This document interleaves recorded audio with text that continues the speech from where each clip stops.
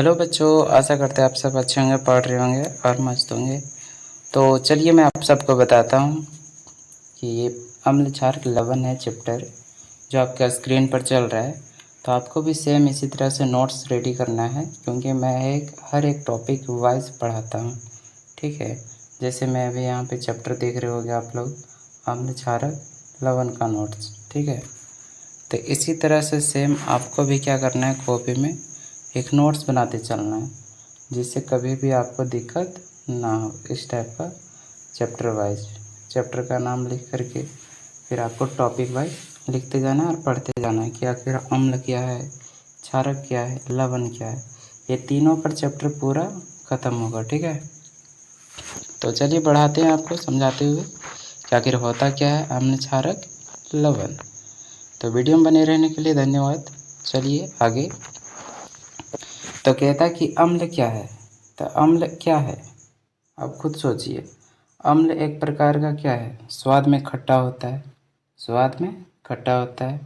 जल में यदि इसे घोल दोगे ना, अम्ल को पानी में अगर डाल दोगे, पानी में यदि इसे डाल दोगे, मान लो इतना बड़ा कंटेनर है, इसमें क्या करें ना, इसमें पानी डाल दिए कुछ इस तरह से, छोटा छोटा पानी, और इस पानी में क्या करें, यहाँ से लाकर अम्ल को इसमें डाल दिए। तो क्या हुआ, इस जल में अम्ल को मिल जाने से क्या मिला, H+, क्योंकि जल है तो H2O होगा। उसमें से यदि अम्ल आता है तो H+ आयन देता है। ठीक है, क्या देता है, H+ आयन। तो याद रखिएगा कि यह जल में घुलकर H+ आयन देता है, उसी को अम्ल कहते हैं। और एक बात और, यह नीले लिटमस पत्र को क्या करता है, नीले लिटमस पत्र को लाल कर देता है। मतलब नीला कलर का जो एक पेज रहता है, ठीक है, केमिकल पेज, उसे क्या कर देते हैं, डायरेक्ट अगर अम्ल वाले पानी में डालोगे ना तो नीला को लाल में परिवर्तन कर देगा। और वो कौन कौन सा हो सकता है, उसका एग्जाम्पल नीचे है। पहला HCl, दूसरा H2SO4, HNO3, ये सारे क्या हैं, अम्ल हैं। ठीक है गाइस, तो चलो अब आगे देखते हैं। अम्ल तो पता चल गया, जस्ट इसी का अपोजिट क्या होता है, क्षारक होता है। ठीक है, बस आपको याद रखना कि स्वाद में खट्टा, ठीक है, और यह जल में घुलकर H+ आयन देता है, मतलब H+ में तोड़ता है। ठीक है, और नीला को लाल कर देता है। बस इतना बात आप याद रखोगे। उसके बाद आता है क्षारक, कि क्षारक क्या होता है। क्षारक भी सेम है। क्षारक स्वाद, यदि अम्ल स्वाद में खट्टा होता है तो क्षारक स्वाद में कड़वा होता है। ठीक है, क्षारक स्वाद में क्या होता है, कड़वा होता है। जैसे क्षारक स्वाद में कड़वा होता है। और यह जल में घुलकर, वो तो देता था H+ आयन, है ना, ये देगा OH- आयन। ये क्या देगा, क्षारक जल में घुलकर OH- आयन देता है, OH- आयन देता है। ठीक है, और यह लाल लिटमस पत्र को क्या कर देगा, नीला कर देता है, नीला कर देता है। लाल लिटमस पत्र को नीला कर देता है। बार बार बोलिए, क्षारक स्वाद में कड़वा होता है, यह जल में घुलकर OH- आयन देता है, यह लाल को नीला कर देता है, यानी लाल लिटमस पत्र को क्या करेगा, नीला कर देता है। और इसमें उसमें था H2SO4 HCl, यहाँ पे होगा NaOH, KOH, MgOH, क्योंकि जल में घुल कर देता है OH- आयन, इसलिए हर जगह OH OH OH है। जबकि इसमें क्या था, इसमें हर जगह H+ आयन देता था, इसलिए हर जगह क्या है, H H H H H, इसके साथ O नहीं लगा है ना। तो ये बात क्लियर हो गया कि H+ आयन देगा तो क्षारक OH- आयन देगा। ठीक है, OH- आयन वो नीले को लाल करता है और ये लाल को नीला करता है। वो स्वाद में खट्टा होता है तो ये कड़वा होता है। बस अंतर इतना ही का अम्ल और क्षारक का। अब आगे बढ़ते हैं कि नीले लिटमस पत्र को लाल कर देता है। तब लिटमस पत्र आखिर क्या है, ये आया कहाँ से है। ठीक है, अब थोड़ा इसके बारे में जानकारी कर लेते हैं। तो यहाँ पे देख पा रहे होगे कि लिटमस पत्र को क्या कहते हैं।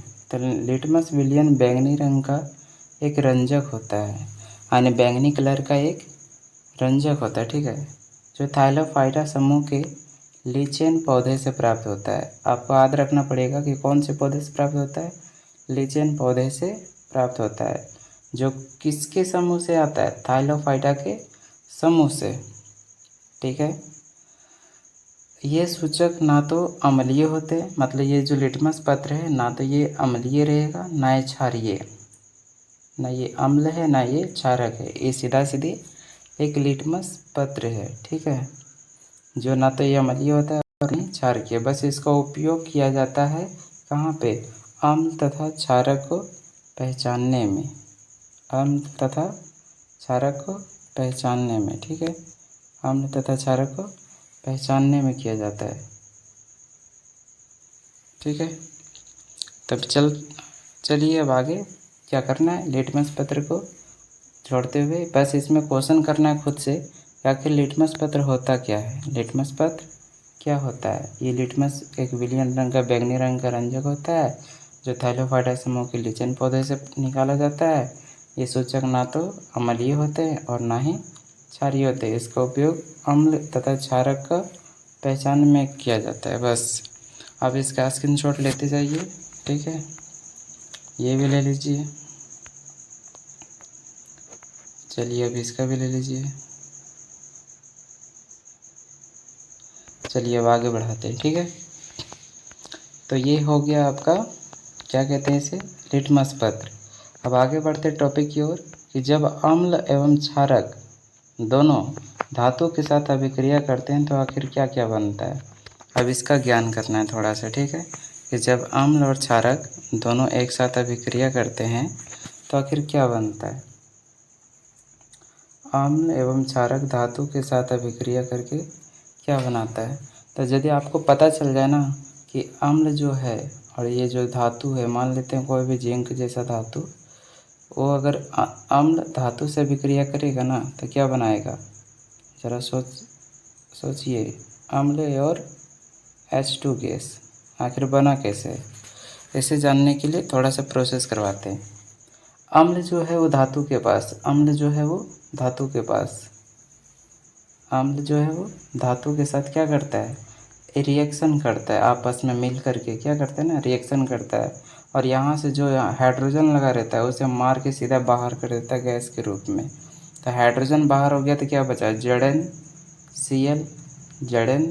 Zn और ये दो गुना है हाइड्रोजन भी और Cl भी। जब फर्स्ट में गुना होकर रहता है, तो ये दोनों के लिए गुना में है, यानी ये हाइड्रोजन भी दो गुना तो Cl भी दो गुना, यानी 2 पीस Cl भी है 2 पीस हाइड्रोजन, तो 2 पीस हाइड्रोजन गैस के रूप में बाहर।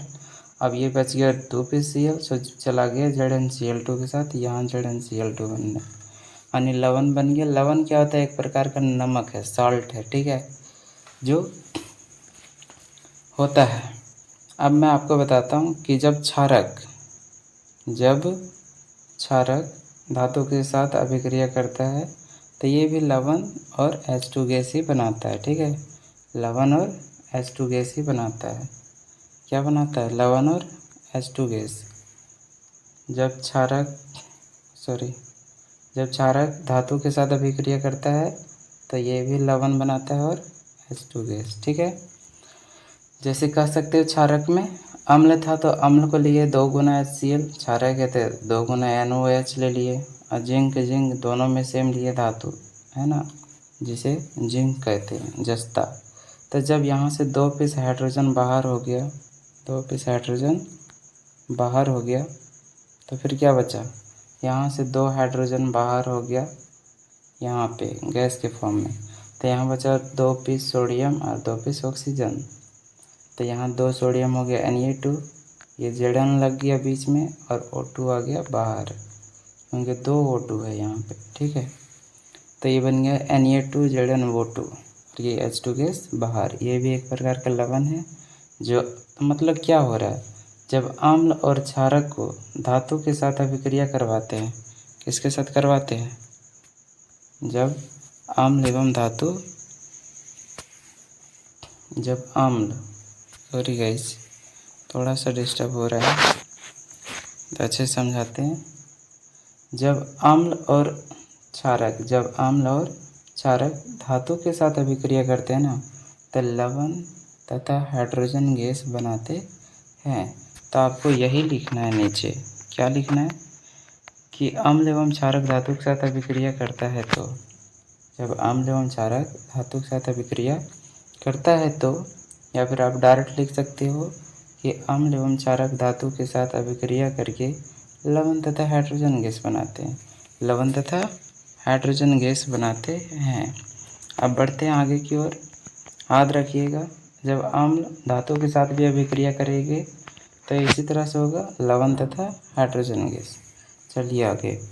अब आता है कि धातु कार्बोनेट तथा धातु हाइड्रोजन कार्बोनेट अम्ल के साथ अभिक्रिया करके क्या बनाते हैं। तो आप देख पा रहे होंगे अपने स्क्रीन पर कि जब कार्बोनेट धातु हाइड्रोजन कार्बोनेट और धातु कार्बोनेट एक साथ अभिक्रिया करते हैं अम्ल के साथ तो क्या क्या बनता है। तो देखो यहाँ पे धातु कार्बोनेट धातु हाइड्रोजन कार्बोनेट अम्ल के साथ अभिक्रिया करके, यानी दो कार्बोनेट है, एक धातु कार्बोनेट और एक धातु हाइड्रोजन कार्बोनेट, और जब अम्ल के साथ अभिक्रिया करता है ना तो बस एक ही चीज़ नहीं, तीन चीज़ बनता है। पहला तो आपका लवण तो बनना फिक्स है क्योंकि ये चैप्टर ही लवण का है। तो लवण बनेगा जल और CO2 कार्बन डाइऑक्साइड। तीन बातें एग्जाम्पल से, ठीक है। एग्जाम्पल में क्या कह रहा है थोड़ा समझिए कि जब धातु कार्बोनेट या धातु हाइड्रोजन कार्बोनेट अम्ल के साथ अभिक्रिया करके लवण जल तथा CO2 बनाते हैं। बस यही लिखना है आपको ऊपर लैंग्वेज में। आप देख सकते हैं, देखो पढ़ो, है लिखा हुआ कि जब धातु कार्बोनेट तथा धातु हाइड्रोजन कार्बोनेट अम्ल के साथ अभिक्रिया करके लवण जल CO2 यानी कार्बन डाइऑक्साइड बनाते हैं। हो गया इस अभिक्रिया का मतलब। आपको याद रखना कि आखिर बनता क्या क्या है। तो लवण बनता है, जल बनता है, CO2 बनता है, ठीक है। अब आता है कि जब धातु कार्बोनेट को सिर्फ अम्ल के साथ अलग अलग करके दिखाते हैं तब, जैसे ये है सोडियम कार्बोनेट यानी धातु कार्बोनेट है क्योंकि इसमें हाइड्रोजन नहीं है, और इसमें है सोडियम हाइड्रोजन कार्बोनेट। इसका मतलब है कि धातु हाइड्रोजन कार्बोनेट के बारे में लिया गया है, यानी इसका है इसमें और धातु हाइड्रोजन कार्बोनेट का है इसमें। तो और दोनों को अम्ल के साथ अभी रिएक्शन करवाते हैं तो क्या होता है, जल तो बाहर निकलेगा ही इसके फॉर्म में, CO2 तो निकलेगा ही इसके फॉर्म में, लवण बनाना है तो जल यहाँ से बाहर हो गया O2 के साथ, और Cl सोडियम के साथ चला जाएगा तो ये बन गया 2NaCl, ठीक है, ये लवण बन गया। और ये NaHCO3 ये भी अपना क्या करेगा, दो पीस हाइड्रोजन लेके क्या करेगा, H2O बनाएगा, और यहाँ पे बच गया क्या चीज़, CO2। तो एक कार्बन उठाएगा और एक ऑक्सीजन, दो पीस जो बचा है सो वो CO2 बनाएगा, और बच गया NaCl तो बन गया NaCl, ठीक है। इस तरह से समझ करके रिएक्शन को याद रखना है। अब आगे बढ़ते हैं। उत्पादित थोड़ा सा यहाँ पे रफ हो गया लिखते लिखते, थोड़ा सा इसमें स्किप करके नहीं जाइएगा, समझिएगा क्योंकि यहाँ भी एक मोस्ट VVI फार्मूला है जिसे आपको लर्न करके रखना है। तो यहाँ पे कह रहा है कि उत्पादित कार्बन डाइऑक्साइड, थोड़ा सा मिस्टेक, हाँ तो आप देख सकते हैं कि यहाँ पे कह रहा है उत्पादित कार्बन डाइऑक्साइड, मैं बोलते जा रहा हूँ आप लिखते जाइए। उत्पादित carbon dioxide gas, carbon dioxide gas को, मतलब कार्बन डाइऑक्साइड गैस को चूने के पानी से प्रवाहित करने पर, उत्पादित कार्बन डाइऑक्साइड गैस को चूने के पानी से प्रवाहित करने पर, तो चूना का पानी सूत्र होता है Ca, क्या होता है Ca ब्रैकेट OH ब्रैकेट 1 2, ठीक है, ये चूने पानी का सूत्र है। जब इसे CO2 के साथ क्या करते हैं, प्रवाहित करते हैं, चूने पानी को कार्बन डाइऑक्साइड गैस के साथ क्या करते हैं, प्रवाहित कर दे रहे हैं, ये दोनों को एक में मिला दे रहे हैं तो क्या बन रहा है, श्वेत अवक्षेप, जिसे कहते हैं श्वेत मतलब सफ़ेद रंग का कोई ढांचा जो जिसे पानी में आघूलन चिन्ह हो, तो ये बन जाता है CaCO3, जिसका सूत्र है संगमरमर का चूना पत्थर का सूत्र। ठीक है, तो याद रखिएगा, जब चूने को पानी को कार्बन डाइऑक्साइड के साथ मिलाते हैं तो ये हो जाता है CaCO3, यानी चूना पत्थर का सूत्र हो जाता है, जिसका नाम दूसरा है श्वेत अवक्षेप, और यहाँ से जल बन जाता है। ठीक है, तो इतना याद रखना था। इसमें उत्पादित कार्बन डाइऑक्साइड को गैस के छूने पानी से प्रवाहित करने पर श्वेत अवक्षेप बनता है और जल। ठीक है, अब आता है कि अम्ल एवं क्षारक परस्पर एक दूसरे के साथ अभिक्रिया कैसे करते हैं। ठीक है, ये जो अम्ल है और क्षारक वो एक दूसरे के साथ अभिक्रिया कैसे करते हैं, मतलब अपने में अभिक्रिया कैसे करते हैं, इसके बारे में जानना है। ठीक है,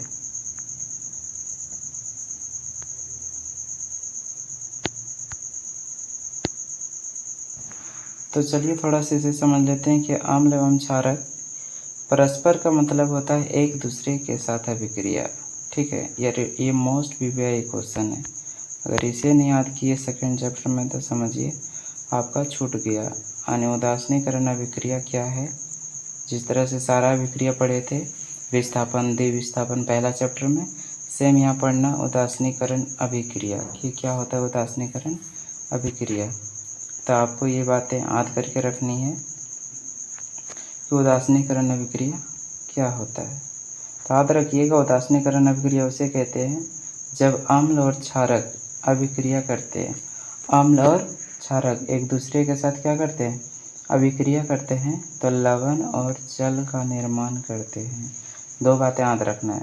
चलो वन मोर गाइस, फिर से एक बार बोलना है आप सबको, मोबाइल पर ही बोलना है। ठीक है, क्या कहिएगा कि जब अम्ल और क्षारक, बोलिए, जब अम्ल और क्षारक अभिक्रिया करके लवण तथा जल बनाते हैं, उसे उदासीकरण अभिक्रिया कहते हैं।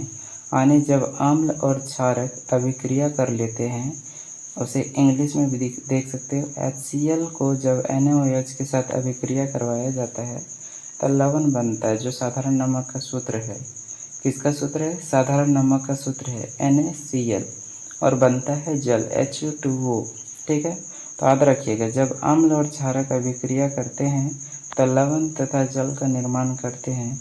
इस अभिक्रिया को उदासीकरण अभिक्रिया कहते हैं। ठीक है, अब आगे बढ़ें। चलिए वही लिखें, अब स्क्रीनशॉट ले लीजिए।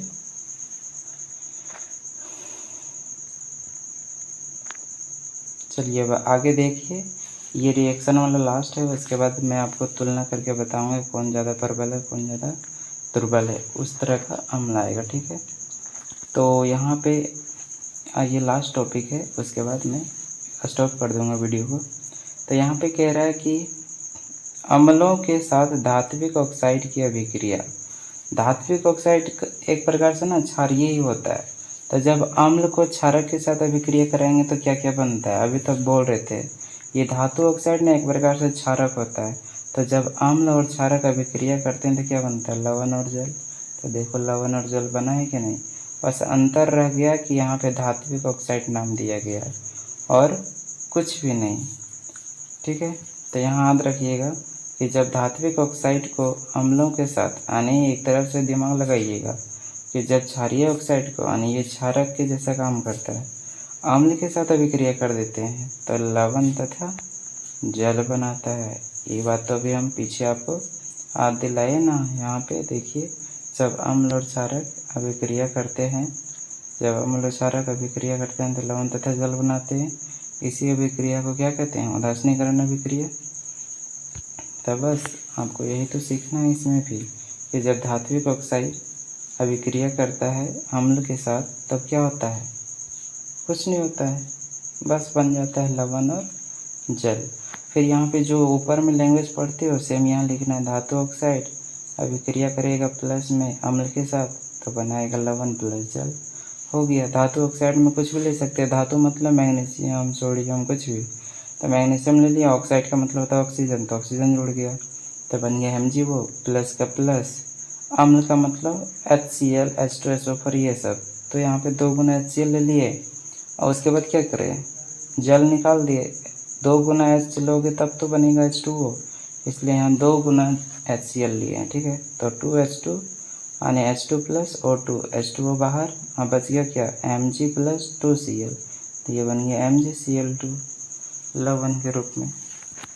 और नीचे लिख दिया गया है कि धात्विक ऑक्साइड को क्षारीय ऑक्साइड भी कहते हैं, इसलिए तो लवण और जल बनाया, क्षारीय कहते हैं। तो चलो गाइस अब आगे बढ़ते हैं और इस वीडियो को यहीं पे समाप्त करते हैं। अगर मिलेंगे नेक्स्ट वीडियो के साथ, तब तक के लिए जय हिंद।